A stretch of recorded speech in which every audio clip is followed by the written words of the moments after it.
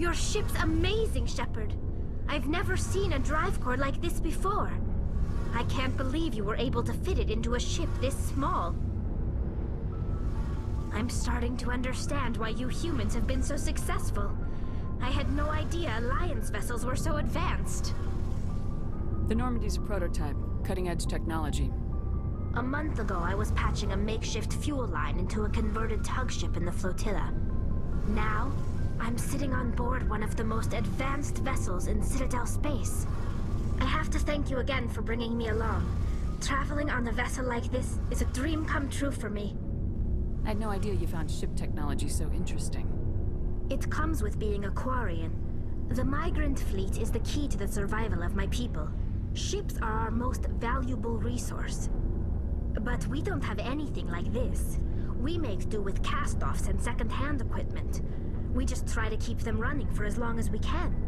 Some of the fleet's larger vessels date all the way back to our original flight from the Geth. I can't believe your fleet's still using ships that are 3 centuries old. They're constantly being repaired, modified, and refitted.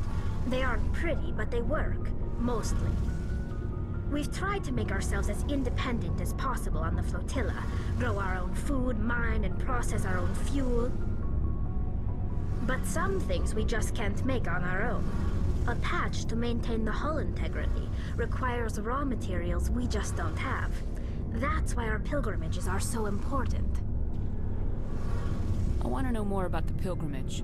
When my people reach maturity, we leave our birth ships and seek acceptance with a new crew. It's necessary to maintain genetic diversity among the fleet. But no ship wants to accept someone who will be a burden on them. So, to prove our worth, we embark on a pilgrimage. We set out alone, leaving the flotilla and our families behind us. We only return once we have found something of value we can bring back to the fleet. This is presented as a gift to the captain of the respective ship we wish to join. If the gift is accepted, we are welcomed into the crew. Can a captain choose to reject the gift? That doesn't happen often. Most captains are eager to increase the size of their crew. It increases their own standing in our society. Even when a gift is not particularly valuable, the captain usually accepts it out of a sense of tradition. However, there is a stigma to presenting a substandard gift. It's not the best way to make a good impression on a new community. Most pilgrims don't return until they find something worthwhile. I want to talk about something else. Like what? Tell me about your people. Our lives aren't easy. Resources are scarce, and we are constantly on the move. Everything we do must in some way contribute to the continuation of the migrant fleet. There are 17 million Quarians in the flotilla, and each of us relies on the others for survival. The bonds among my people are strong. Unfortunately, we have had to surrender many of the freedoms and civil liberties other species take for granted. What kind of freedoms? Well, it's illegal for parents to have more than one child. If our population grows too much, it would strain our resources to their breaking point.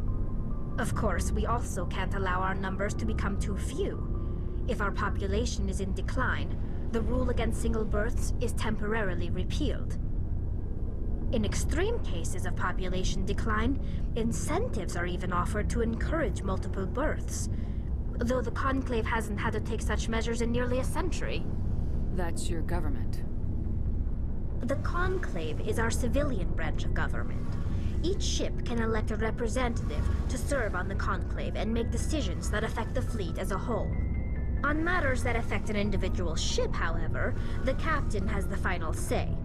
It's a tradition that dates back to the early days, when the fleet was governed by martial law. Fortunately, most captains nowadays are smart enough to have an elected council from their crew to give them advice and guidance. So the ultimate power rests with elected officials? In practice, the Conclave and the respective council for each ship tend to set the rules that govern our daily lives. But in theory, we are still under military jurisdiction. The 5 top-ranking military officials in the fleet serve on the Admiralty Board. These 5 have the power to overrule any decision by the Conclave in case of emergency. To do so requires unanimous agreement among the Admiralty, and they can only do this once. After that, the entire board must resign their posts. It's a safeguard that served us well. In nearly 3 centuries, the Admiralty Board has only overruled the Conclave 4 times. I want to know more about the Geth. I doubt I can tell you anything you don't already know. It's been almost 3 centuries since they drove my people into exile. All I know is the story of their origins. What they were when we created them, and how they turned on us. Interesting. The Geth were originally created to serve as an automated manual labor force. Initially, their intelligence was as limited as any VI. Over time, we made small modifications to their programming to allow them to perform more varied and complex tasks, bringing them closer and closer to true AI status. How come the Council didn't step in and stop you? This wasn't true AI research. We may have been skirting the bounds of the law, but we never did anything that was actually illegal. The changes were so insignificant, so gradual, that we were able to control them. Or so we thought. But one thing we underestimated was the power of the neural network. 1 million Geth thinking simultaneously created an inherently unstable matrix. So the Geth share brainpower? Many of the Geth's logic systems were designed to work in concert with other nearby Geth. Basically, the more of them you have in a group, the smarter they are. So there's some sort of group consciousness? No, nothing like that. They cannot share sensory data or information. Their programming cannot handle that much simultaneous input. Each Geth maintains an individual awareness and identity. The neural network only operates on a process-based level. It's basically the synthetic equivalent of a subconscious. But when they're in close proximity, they can coordinate low-level functional processes, freeing up more capacity for original or independent thought. That doesn't make any sense. I'm probably oversimplifying. The Geth are incredibly advanced and complex creations. All you need to know is that they get smarter when they gather in large numbers. As we built more and more Geth, their effective intelligence became more sophisticated, more abstract. One day, a Geth began to ask its Quarian overseer questions about the nature of its existence. Am I alive? Why am I here? What is my purpose?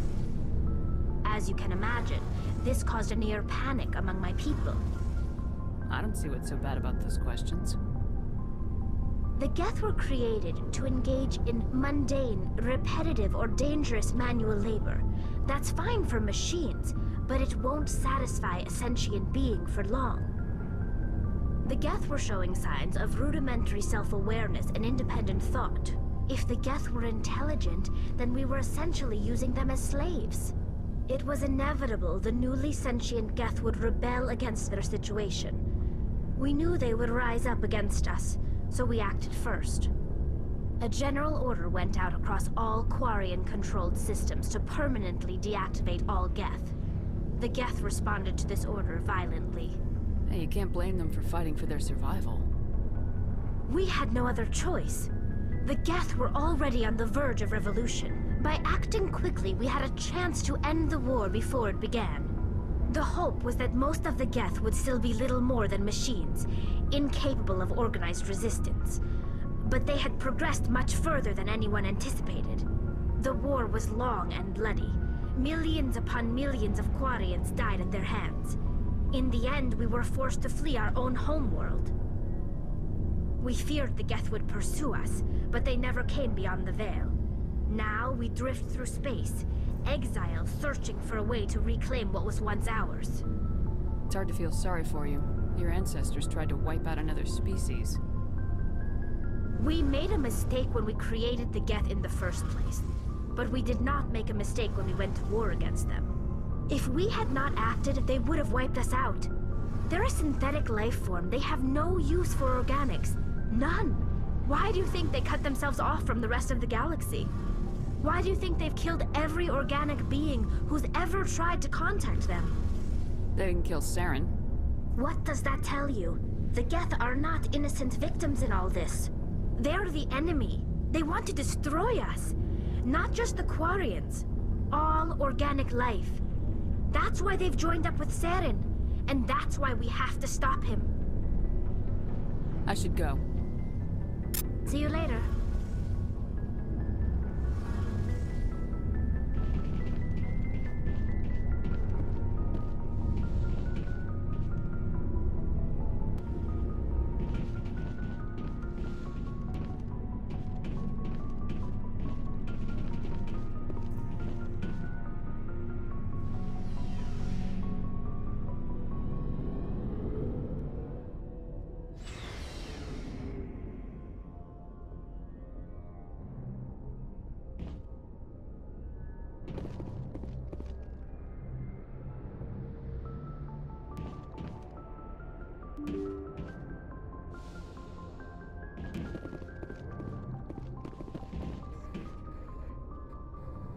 If anyone has to take over for Captain Anderson, I'm glad it's you. I'm not sure about having non-humans on our ship, though. We're all on the same team here, Presley. With all due respect, ma'am, that's what they said about Nihilus. Look how that turned out. Speak freely, Presley.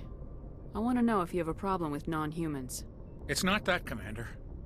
Humanity has always handled its own problems. Saren attacked one of our colonies. We should be the ones to stop him. We don't need their help.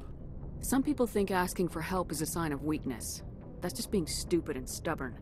No matter how strong you are, allies can make you stronger. I guess so. Maybe I'm just stuck in the old ways of thinking. But don't worry, Commander, this won't be a problem. How did you end up assigned to the Normandy? I signed up with the Alliance as a navigator right out of school, following in my grandfather's footsteps, I guess. My first posting was on the Agincourt. We were at Elysium during the Skillian Blitz. A massive fleet of alien raiders hit the colony, trying to wipe it out. They had the numbers, but their ships were no match for an Alliance frigate. It was a slaughter. We couldn't even keep track of how many ships they lost. How'd you end up on the Normandy? I got my officer's commission after Elysium. Must have made an impression on the right people. Captain asked for me when he was picking his crew. Carry on, Presley. Yes, ma'am.